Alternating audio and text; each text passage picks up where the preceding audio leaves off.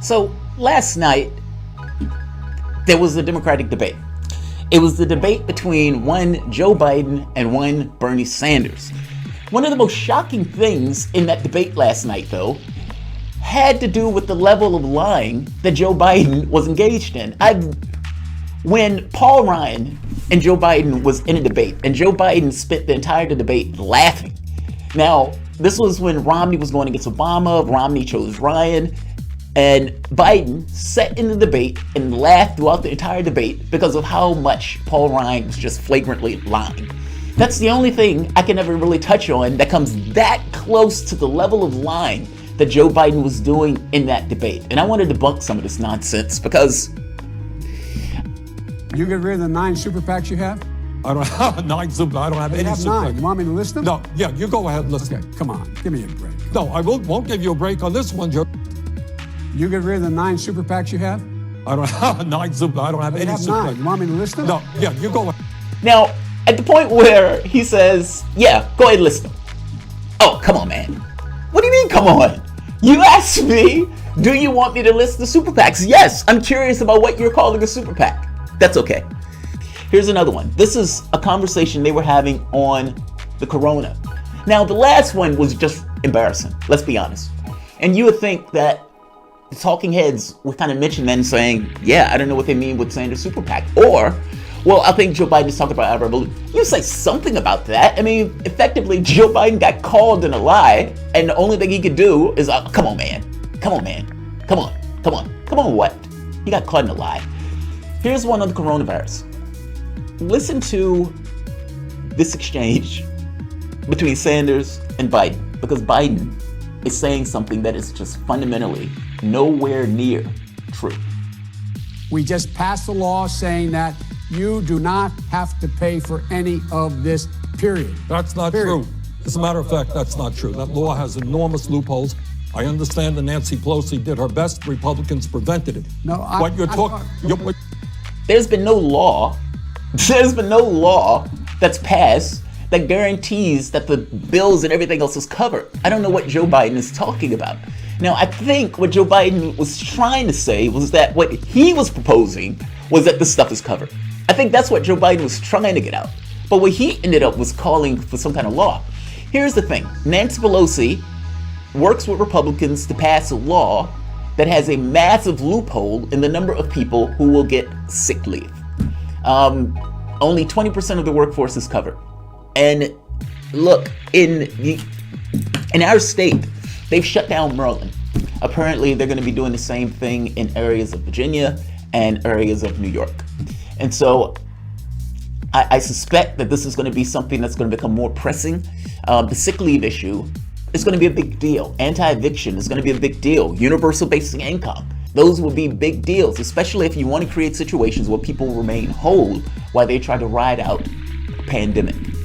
Mitt Romney, of all people, Tom Cotton, of all people, have called for $1,000 a month UBI. That's mind-blowing to me that Republicans are pushing it. They're right. And of course, the big lie, Social Security. Now, at this point, I can't even believe they're still having this conversation. Joe Biden gets up there and lies, flagrantly lies about trying to cut Social Security. The lie is so onerous that Sanders keeps going after him saying, wait, are you honestly saying you weren't trying to cut Social Security? To which Joe Biden just, nope, not at all. Nope, it wasn't me. And Sanders keeps asking him over and over again. And you would think that if CNN would have some level of integrity in the process, some level of honesty in the process, they could mention, actually, Joe Biden has tried to cut Social Security multiple times. This is not conjecture. We have actual video, and then CNN could play the videos for due diligence. That didn't happen. That was too much like right. Instead, the best you were going to get was Sanders trying to rap Biden on the knuckles to get him to own up to trying to cut Social Security on multiple times. Joe Biden acted as if he had no idea what Sanders was talking about. I want you just to be straight with the American people. I am saying that you have been on the floor of the Senate time and time again talking about the need to cut Social Security, Medicare, and veterans programs. Is that true or is that No, not it's true? not true. That is not true? That is not true. What is true is, in terms of the negotiations that are taking place, how to deal with the deficit, everything was on the table. I did not support any of those cuts in Social Security or in veterans benefits. Whoa. Everything was on the table. All right, you're right. You just said it, including, in your judgment, cuts to Social Security and veterans. In order to get the kinds of changes we need on other things related. Joe, then But we did not cut it. I know. Just so we're clear, Biden realized that he got caught in a lie. Meaning he realized what he just said contradicted what he said prior. Sanders, were you trying to cut Social Security? No, I wasn't doing that. And then he says, we were talking about that in the context of, yeah, I get that. But regardless of what context it was in, you were trying to do it. Biden steps into a lie. Now, for whatever reason, I seem to be one of the only people that are bothered by this. Yes, lefties are bothered by this, but the fact that Biden has been lying this much in this debate does not seem to perturb CNN or MSNBC at all. Doesn't perturb them one iota. No, because people like me help stop that. But Joe, you just contradicted yourself. One minute you said I was not on the floor. The next minute you say, well, yes, there was a reason why I was worried about the deficit. Maybe that's good reason, maybe it's not. All that I am saying is you were prepared to cut and advocated for the cuts of programs. I did not. I never voted to cut Social Security. Not talking about voted, Joe. That's not what I said. Well, look, I voted to protect it. Just go look at the debate with Paul Ryan for the vice presidency. Look at what I did. And Bernie, will you acknowledge your campaign took out of context that whole exchange between Paul Ryan? Are you saying PolitiFact is wrong? Are you saying? Yeah, well, believe me, the Washington Post PolitiFact is wrong a whole lot of times. But are they wrong on that, Bernie? Okay. Are they wrong on that, Bernie? Bernie, did you miss? Joe, wait a minute. I'll answer your question. You answer mine. I answered yours. No, you didn't. All right. One more time. Were you on the floor time and time again, for whatever reason, talking about the need to cut Social Security and Medicare and veterans programs? No, I did not talk about the need to cut any of those programs. Okay, all that I would say to the American people, go to YouTube. It's all over the place. Go to YouTube. It's all over the place. You think CNN in their post-debate coverage went to YouTube in order to show the video of Joe Biden effectively advocating for the cut in Social Security? Of course they did. However, you are here, and of course, I'm going to roll that beautiful bean footage. Never happened, that old conservative discipline about paying for what you spend. I'm up for re-election this year, and I'm going to remind everybody what I did at home, which is going to cost me politically. When I argued that we should freeze federal spending, I meant Social Security as well.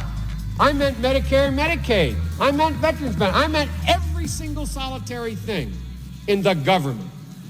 And I not only tried it once, I tried it twice, I tried it a third time, and I tried it a fourth time. Somebody has to tell me in here how we're going to do this hard work without dealing with any of those sacred cows.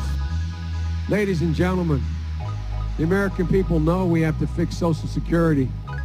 They know we can't grow our way to a solution. They know we're going to have to make some tough decisions. They're ready to make these decisions. They're ready to step up. We have to be ready to straightforwardly tell them what we're about to do. Paul Ryan was correct. When he did the tax code, what's the first thing he decided we had to go after? Social Security and Medicare. Now, we need to do something about Social Security and Medicare. That's the only way you can find room to pay for it. I don't know a whole lot. There are years of videos of Joe Biden either talking about balanced budget amendment, which is one of the most right-wing lunatic plans out there, or cutting Social Security, cutting Medicare. Joe Biden has been saying that for years. The idea that Joe Biden would get on a debate stage and would just flagrantly lie when all of these videos are out there, that's mind-blowing. Like, that's utterly and entirely mind-blowing. The fact that media doesn't call him on it is that much worse. The fact that Democrats would allow their candidate, who talked about cutting Social Security like this, and not Like, I guess I'm blown away by that. If it was Sanders, and Sanders got out there and lied like that, I would be bothered by the fact that Sanders was out there lying like that. But I suppose that's the difference between us and them. Here is another one, right? So this is the biggest lie. All right, so, or one of the biggest. Let's say either one or two, depending on how you look at it. Joe Biden was instrumental in passing the bankruptcy bill. This bill made it difficult for people to essentially discharge their debts. If I am not mistaken, his kid was working at the credit card company while Joe Biden was one of the leaders in the legislation to pass that bank bill. Strangely enough, this is one of the reasons that Elizabeth Warren got into politics, which made it all the more wild that when Warren was in this race, she didn't bring it up. She didn't find the need to bring that up. That was the entire reason. That was her rationale. That was the Warren that people, that's how she got her bona fides to some degree as a lefty. And yet, in the race, the person who she wanted to attack in that race was Sanders. The person who she didn't support in that race was Sanders. And I understand people, again, got conned into believing that woman was somehow working for the left. But the person who you believe was working for the left, that got you to vote for her, that got you to tangentially support her, turned around and say, yeah, nothing to do with this. This is not an ideological choice. This is a political choice. And the political choice was to use lefties and their ideology to effectively scam for votes. If roles were reversed, Sanders would have dropped out that race and backed her enthusiastically. This is Joe Biden lying about the bankruptcy bill. Yesterday, you endorsed an Elizabeth Warren plan that would undo key parts of the bankruptcy law you helped pass in 2005. A few hours ago, you announced support for making public college tuition free for families who make less than $125,000 a year, something Senator Sanders has supported. What changed? Two things. Number one, let's talk about the bankruptcy bill. The bankruptcy bill was passing overwhelmingly, and I improved it. I had a choice. It was going to pass, a Republican president, Republican Congress, and I offered two amendments to make sure that people under $50,000 would not be affected, and women and children would go to the front of the line on alimony. And now, you see the look on Sanders' face, right? You see the look on his face. He's like, oh, he's just fucking lying. That's the look. That's the way Sanders deals with, God, he's such a fucking liar. He's like, I can't believe he's just lying like this. Let's let him keep on. Support payments.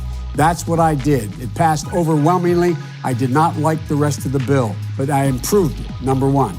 Number two, I've talked with Senator Warren about her proposal. This is the first opportunity we've had to make substantial change in what we couldn't get done in a Republican administration. That's why we talked 2 nights ago, and I supported her proposal. And it's a good proposal, it's a solid proposal. And she should get credit for having introduced it. With regard to what we're talking about in terms of college education, I've been saying for a long time that we're in a position where 12 years of education is not enough for the 21st century. We need 16 years of education. The entire point of this particular thing that Biden is doing is to bring up that he's approving of something that Warren is putting out. Now, this is a unity plea. The problem that Joe Biden is going to have is that Warren has burned her lot from the standpoint of the left by not backing Sanders. Meaning, this pitch that he's making here, I talked to Warren and I liked her plan on the bankruptcy bill. I like that plan from Warren. That would have more bang for its buck had Warren backed Sanders. Because at that point, you could at the very least say, well, you know, she still has inroads in the left. But that's not what this is anymore. Basically, Warren split the vote, stayed in the race, attacked the guy who never attacked her, and then at the end of an entire process where she ran the race claiming that she wanted big structural change and she was this kind of avatar of the left, in that very specific race, she decided to not back the guy who the left chose. So Joe Biden bringing up Elizabeth Warren in this doesn't bring over anybody from Sanders' camp. Yes, Joe Biden will get people from Sanders' camp just because you have some lefties who like being abused. But numbers that you need to get. It's not made better or worse from the standpoint of saying, I like Warren's plan. Because the people that you need to get are not coming from you saying that. I don't think they realize how much Warren has burned herself in regards to the left. So fair enough. You have all sorts of people who are sadomasochists, and they like to keep doing the same thing as if they're going to get a different result and just get used. But I think a lot of people got really pissed off with Warren's behavior in this race. And any level of credibility that she might have had looked like that would have gone up in smoke. The key point here is Joe Biden arguing that the bankruptcy bill, hey, I just made the bill better. I just made the bill better. Listen to Orrin Hatch. Listen to Orrin Hatch, Republican Orrin Hatch. Listen how Orrin Hatch gives a particular Democrat a big pat on the back for his help in fucking over regular Americans. Senators Biden and Carper have worked tirelessly for years on this legislation, and they've taken some tough votes to get it done, and I admire them for it. You would expect senators from Delaware, which is the corporate state, to do their best to get this bill through, but they did. Senators Biden... I love that he thought that was a compliment.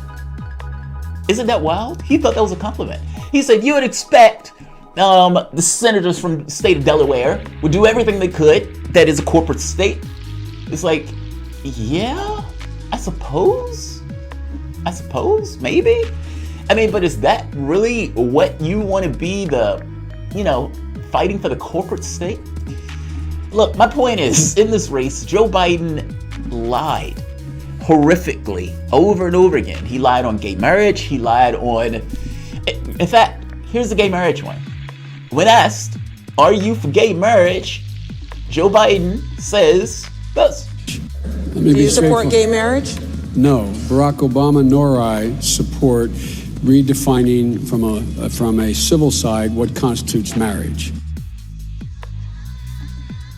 You can go down the list. Joe Biden decided the way for him to get through the debate was to just lie. That's a goddamn shame. That's a real goddamn shame. Trudy, in the video where Biden was for Social Security cuts, he also praised the Chinese authoritarian dictator. No way! I got to listen to that, Trudy. Yet Bernie should never point out positives about them. Yeah, I mean, Trudy, you know for yourself, the amount of hatred that Sanders and his supporters got, that has nothing to do with reality of things. I mean, basically, if Sanders got up there and flagrantly lied in the way that Joe Biden flagrantly lied, I guarantee you that the only thing CNN was going to be able to talk about afterwards was how much Sanders lied. In the same way with him bringing up Cuba, I think most people, give or take, I can't say most, but I think a lot of people have a little bit of common sense or more sense than the way media often gives them. Meaning you can look at an authoritarian system and say, hey, they have really good doctors and their education system is spot on, even though they've curtailed a lot of freedoms. You can do that. That's called being a human being and being a rational human being. But that's not the way they engage Sanders, though. I guess that's my point. I don't take them as being legit or serious on this. I take this as being just politics. That media has a dog in a hunt, corporate class and oligarchs have a dog in a hunt, and political actors, meaning Democrats, have a dog in the hunt. All of the dog in the hunt line up against Sanders, in which case they take policy and they take positions and they take attacks that go against one candidate in favor of the other candidate. That's the way I've always looked at this. I assume after 2016, I just kind of assumed 2020 was going to be in that way and that Sanders would have to act accordingly to push back on it. So, but we'll see. We'll see. You should want more from your politicians. You should want more from your politicians.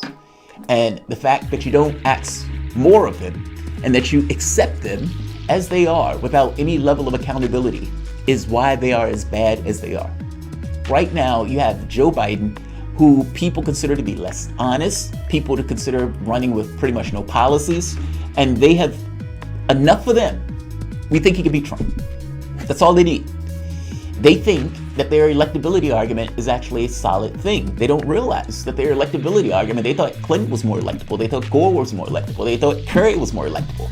missing the point that they think these people are more electable because mainstream media, oligarchs, and that particular political faction that has had sway and dominance tells them so.